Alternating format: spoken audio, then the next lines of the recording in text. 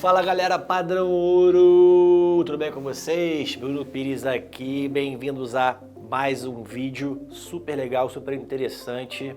Bem-vindos ao ProMedicina. Se você está gostando do nosso canal, dos conteúdos, dos vídeos, das informações sobre medicina da vida real, sobre medicina com relação às séries, filmes, rotina de estudante de medicina, deixa o like, se inscreve no canal, compartilha o vídeo, porque hoje a gente vai falar sobre acidente vascular encefálico, AVE, também conhecido como AVC, se for um acidente no cérebro e não em outras partes do encéfalo, né? Então, chega de enrolação, vou tomar aqui meu último gole do petróleo padrão ouro, chama que vem!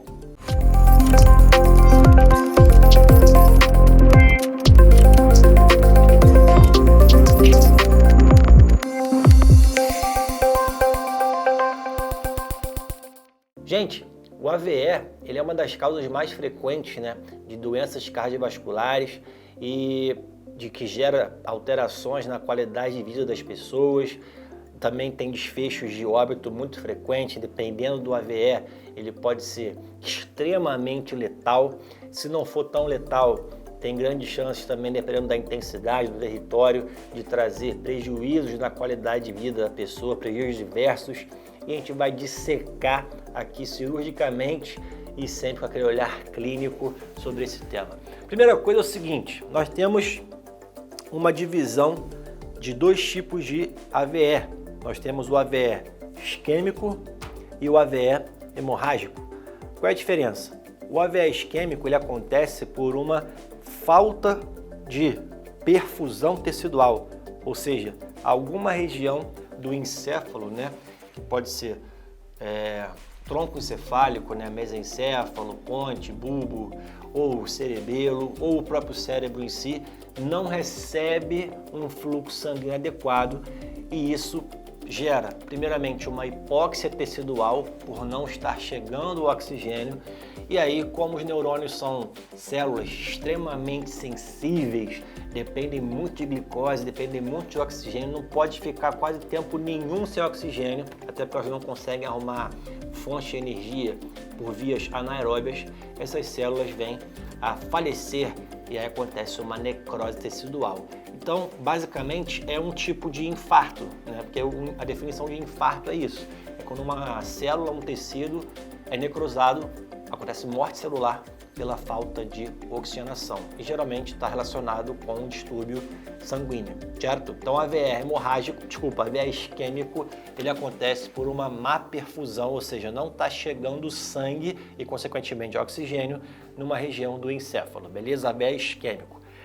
Já o AVE hemorrágico, a consequência final vai ser a mesma, né? Vai acontecer um infarto tecidual, vai acontecer a morte de neurônios e células do tecido nervoso, mas a causa, né, é uma hemorragia. E a hemorragia naquela região, ela também vai atrapalhar muito da perfusão do tecido, né? Porque você tem hemorragia, obviamente romperam os vasos, o fluxo sanguíneo foi totalmente alterado, e aí você tem como consequência má oxigenação e fora o processo inflamatório que vai acontecer devido a essa hemorragia e estímulo da coagulação e por aí vai, que eu vou falar um pouco mais daqui a pouquinho.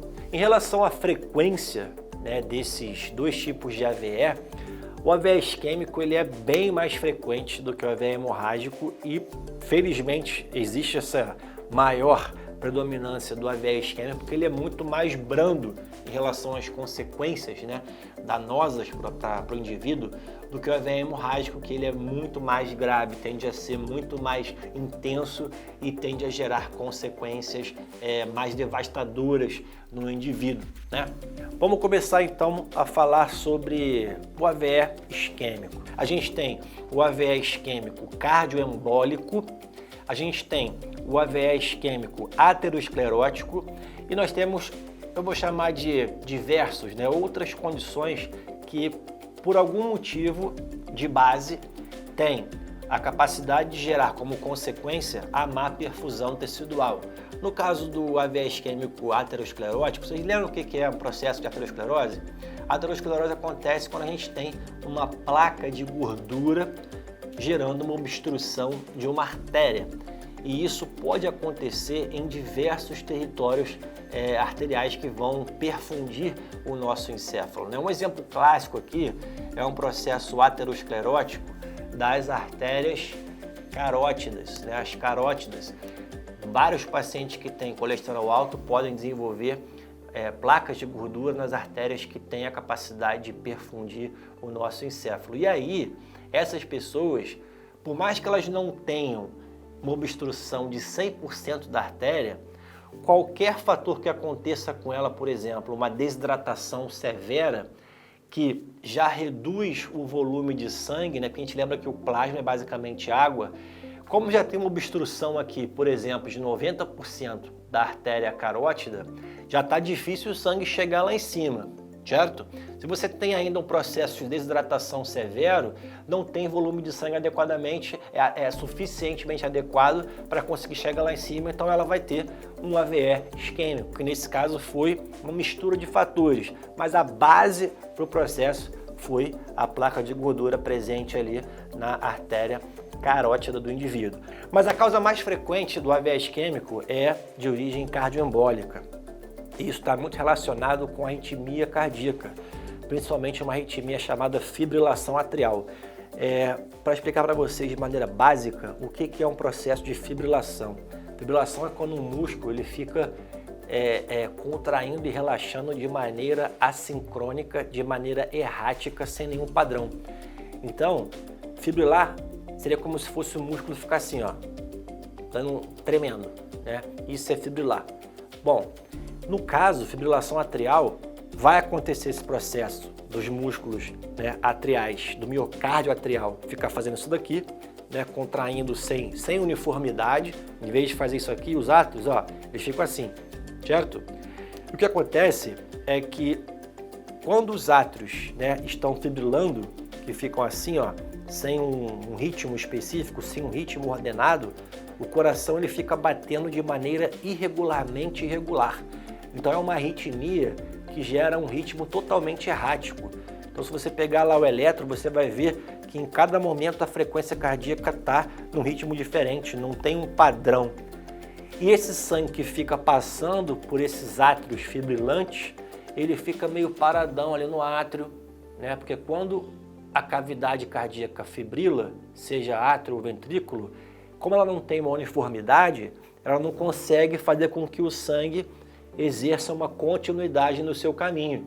Então o sangue fica meio paradão ali no átrio, por onde é que eu vou, não sei o que vai acontecer, e isso favorece essa estase sanguínea, esse processo do sangue ficar lentamente passando ali naquela cavidade fibrilante. Isso favorece a formação de trombos intracavitários, trombos cardíacos. Poxa, mas como é que eu vou relacionar uma arritmia cardíaca, uma fibrilação atrial, com a formação de trombos e um AVE isquêmico? Bom, porque esse trombo, gente, ele pode sair do átrio, e geralmente a arritmia do tipo fibrilação atrial, a origem da arritmia é o átrio esquerdo, né? Você tem vários focos que disparam impulsos elétricos no átrio esquerdo, então o trombo geralmente se forma no átrio esquerdo. E para quem se lembra aí da anatomia da circulação, a gente sabe que átrio esquerdo, se formar um trombo ali e ele eventualmente se soltar, ele vai passar para o ventrículo esquerdo, do ventrículo esquerdo ele vai sair pela raiz da aorta, né, a aorta ascendente, e aí ele pode seguir vários caminhos. Ele pode seguir um caminho, por exemplo, de ir parar lá no intestino, e aí você vai ter um infarto intestinal, né, porque esse trombo soltou, ele gerou uma embolia. O que é uma embolia? Quando um trombo se solta e começa a passear a circulação. Esse trombo passeando, ele vai parar em algum lugar, vai parar em algum vaso, e ele vai ocluir aquele caminho. Então ele vai atrapalhar a perfusão no que vem depois. Então ele pode chuveirar para o corpo inteiro. No exemplo que eu dei aqui, ele pode parar no intestino, gerar um infarto intestinal, mas ele também pode subir. Ele pode ir lá, ó, para a catiola. E aí, nesse caso, você vai ter uma obstrução de alguma artéria, né, do sistema arterial encefálico sendo ocluída. E aí, nesse contexto, a gente vai ter o quê? Um AVE isquêmico de origem cardioembólica. Essa é a causa mais frequente. A veia hemorrágica. Nesse caso, a gente tem duas patologias de base, né? Na verdade, 3. Má formação arteriovenosa, vulgo, né, aneurismas cerebrais, que tem a parede, né, desses vasos mal formados mais sensíveis, mais rompíveis, e é isso que acontece, né? Pessoas que têm má formação arteriovenosa cerebral, aneurismas cerebrais, elas têm mais predisposição a romper esses aneurismas e, obviamente, gerar um sangramento, né, no encéfalo, ocasionando um AVE hemorrágico. Dependendo do tipo de aneurisma, você tem diferentes síndromes envolvidas, né? Alguns tipos podem causar mais hemorragia subaracnoide, né, que é um tipo de AVE hemorrágico que acontece justamente no espaço aracnoide, que está entre ali duas meninges cerebrais, né? A meninge aracnoide e a pia mater são alguns aneurismas específicos, mas também tem outras síndromes, né, como a síndrome de Charcot,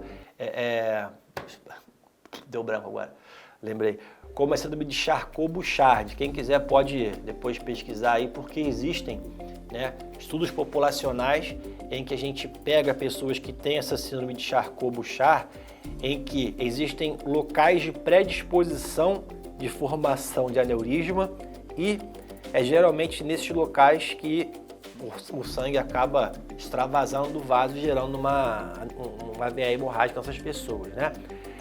Mas, fora a questão do aneurisma, também tem os AVEs hemorrágicos por pico hipertensivo. Gente, no caso do AVE hemorrágico, quase sempre a pressão arterial elevada ela está envolvida com o processo de hemorragia. Mas quando uma pessoa tem, por exemplo, um aneurisma cerebral, é mais fácil esse vaso mal formado se romper. Então não é necessário um pico hipertensivo muito severo para fazer acontecer a hemorragia cerebral, né? Só que nem sempre a pessoa tem aneurisma e uma pressão muito elevada pode fazer um rompimento de capilares, de arteríolas, e isso vem a ocasionar um AVE hemorrágico. Então, picos hipertensivos mais severos podem fazer com que uma pessoa tenha AVE hemorrágico mesmo sem ter um aneurisma cerebral. Bom, então AVE hemorrágico, traumatismos cranianos, malformações arteriovenosas, né, aneurismas. Nesse caso você tem a hemorragia subaracnoide muito frequente e a síndrome de Charcot-Bouchard.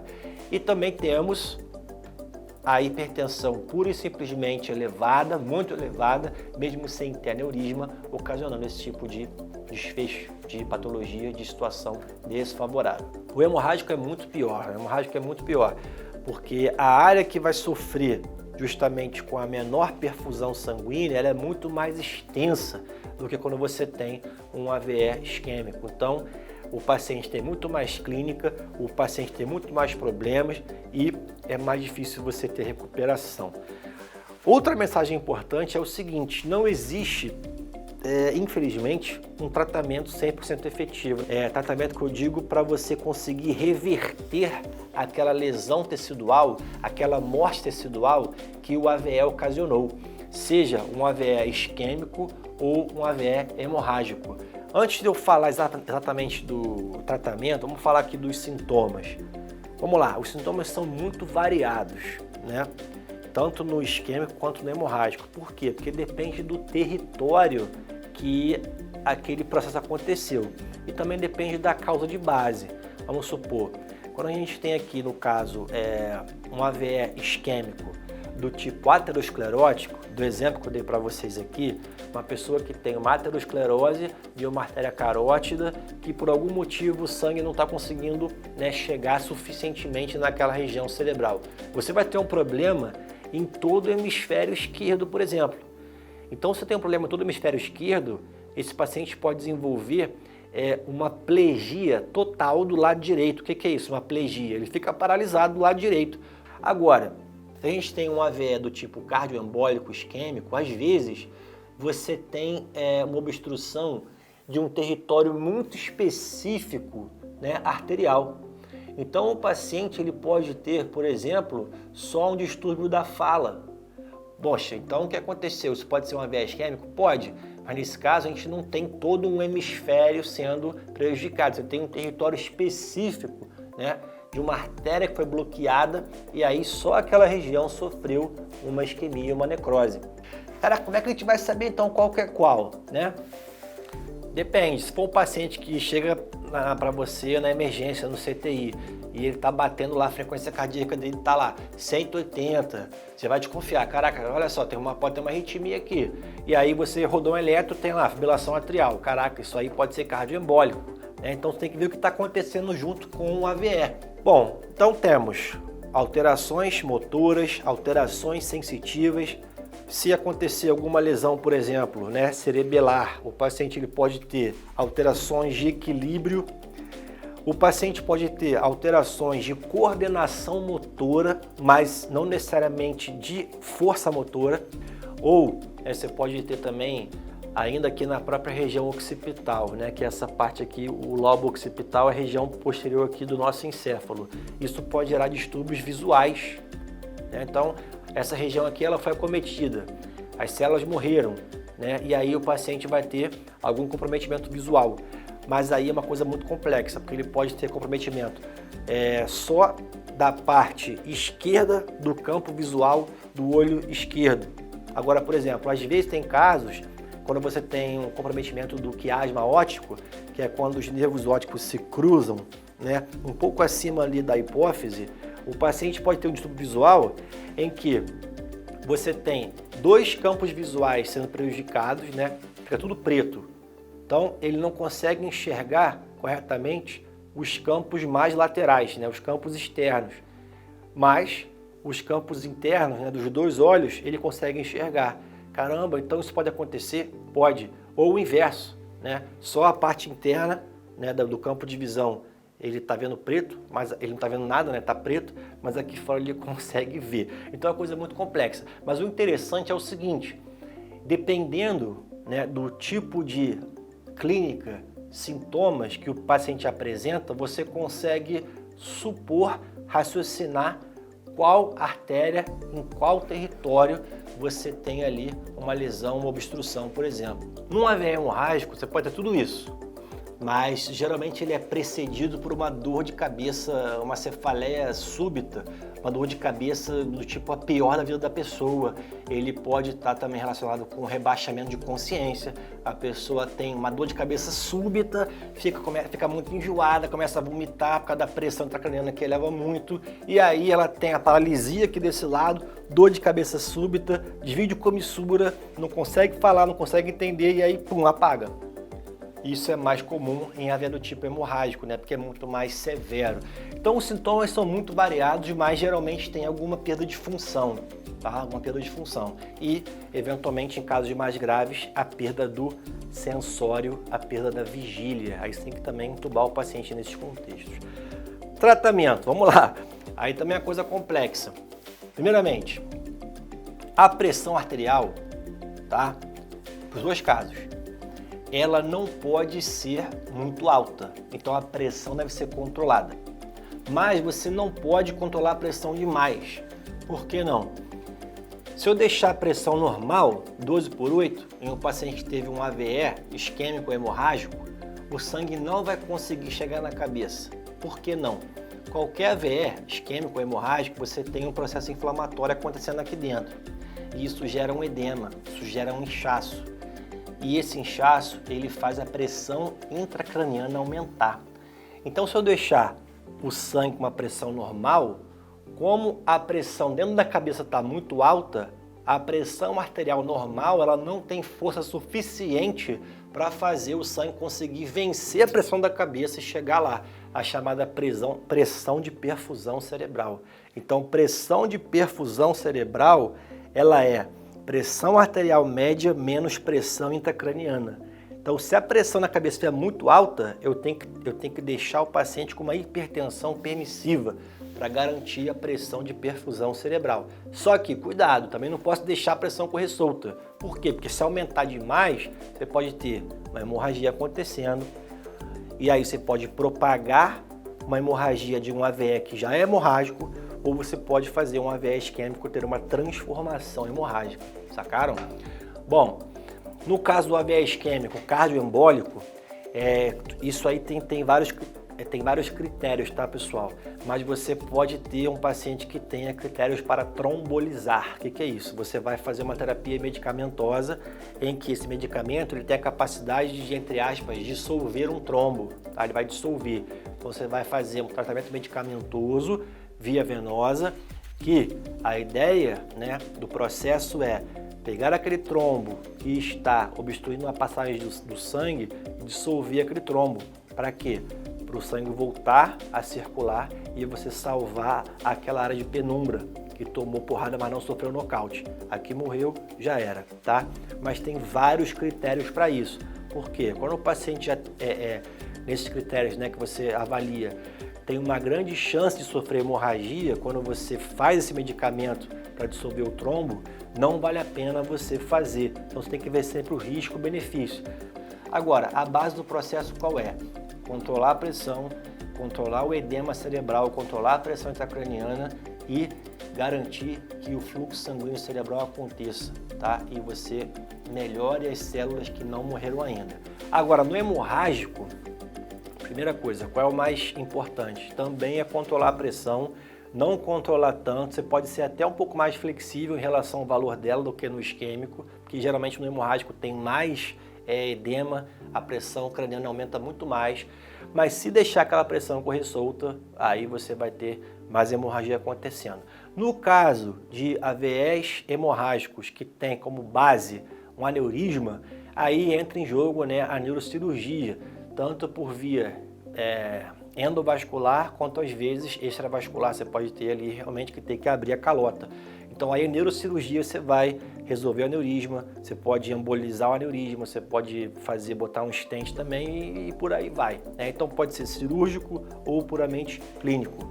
Infelizmente não tem um tratamento para resolver tudo, mas evitar que os danos se propaguem. Fatores de risco, né? A gente tem doenças, coagulopatias, histórico genético, pressão arterial elevada, disfunção cardíaca, diabetes, dilipidemias e tabagismo, alcoolismo emocional, estresse, ansiedade, angústia, dentre outros. Então a melhor coisa qual é? É a prevenção, porque infelizmente você não tem uma cura definitiva. Beleza? É isso aí. Ó, vídeo padrão ouro, dá aquela moral, curte o vídeo, se inscreve, dá um like, compartilha e vejo vocês nos